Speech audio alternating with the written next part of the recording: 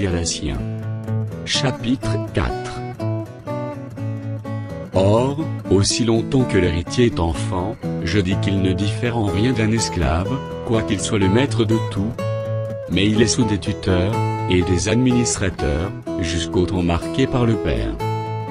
Nous aussi, de la même manière, lorsque nous étions enfants, nous étions sous l'esclavage de rudiments du monde. Mais, lorsque les temps étaient accomplis, Dieu a envoyé son Fils, né d'une femme, né sous la loi, afin qu'il rachetait ceux qui étaient sous la loi, afin que nous reçussions l'adoption.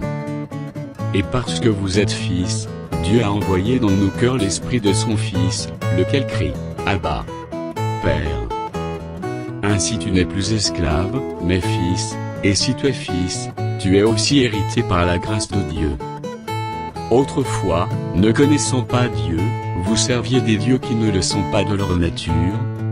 Mais à présent que vous avez connu Dieu, ou plutôt que vous avez été connus de Dieu, comment retournez-vous à ces faibles et pauvres rudiments, auxquels de nouveau vous voulez vous asservir encore? Vous observez les jours, les mois, les temps et les années. Je crains d'avoir inutilement travaillé pour vous. Soyez comme moi, car moi aussi je suis comme vous. Frères, je vous en supplie. Vous ne m'avez fait aucun tort. Vous savez que ce fut à cause d'une infirmité de la chair, que je vous ai pour la première fois annoncé l'Évangile. Aimé l'épreuve par ma chair, vous n'avez témoigné ni mépris ni dégoût, vous m'avez, au contraire, reçu comme un ange de Dieu, comme Jésus-Christ. Où donc est l'expression de votre bonheur? Car je vous atteste que, et si cela eût été possible, vous vous seriez arraché les yeux pour me les donner. Suis-je devenu votre ennemi, en vous disant la vérité? Le zèle qu'ils ont pour vous n'est pas pur, mais ils veulent vous détacher de nous, afin que vous soyez zélés pour eux. Il est beau d'avoir du zèle, pour ce qui est bien et en tout temps, et non pas seulement quand je suis présent parmi vous. Mes enfants, pour qui j'éprouve de nouveau les douleurs de l'enfantement, jusqu'à ce que Christ soit formé en vous, je voudrais être maintenant auprès de vous, et changer de langage, car je suis dans l'inquiétude à votre sujet. Dites-moi, vous qui voulez être sous la loi, n'entendez-vous point la loi? Car il est écrit qu'Abraham eut deux fils, un de la femme esclave, et un de la femme libre.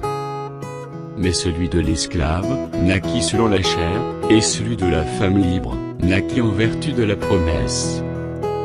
Ces choses sont allégoriques, car ces femmes sont deux alliances. L'une du mont Sinaï, enfantant pour la servitude, c'est Agar.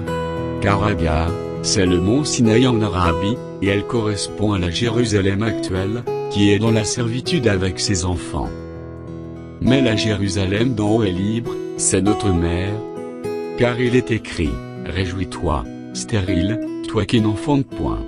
Éclate tes pouces des cris, toi qui n'as pas éprouvé les douleurs de l'enfantement. Car les enfants de la délaissée seront plus nombreux que les enfants de celle qui était mariée. Pour vous, frères, comme Isaac, vous êtes enfants de la promesse. Et de même qu'alors celui qui était né selon la chair, persécutait celui qui était né selon l'esprit, ainsi en est-il encore maintenant. Mais que dit l'Écriture? Chasse l'esclave et son fils, car le fils de l'esclave n'héritera pas avec le fils de la femme libre. C'est pourquoi, frères, nous ne sommes pas enfants de l'esclave, mais de la femme libre.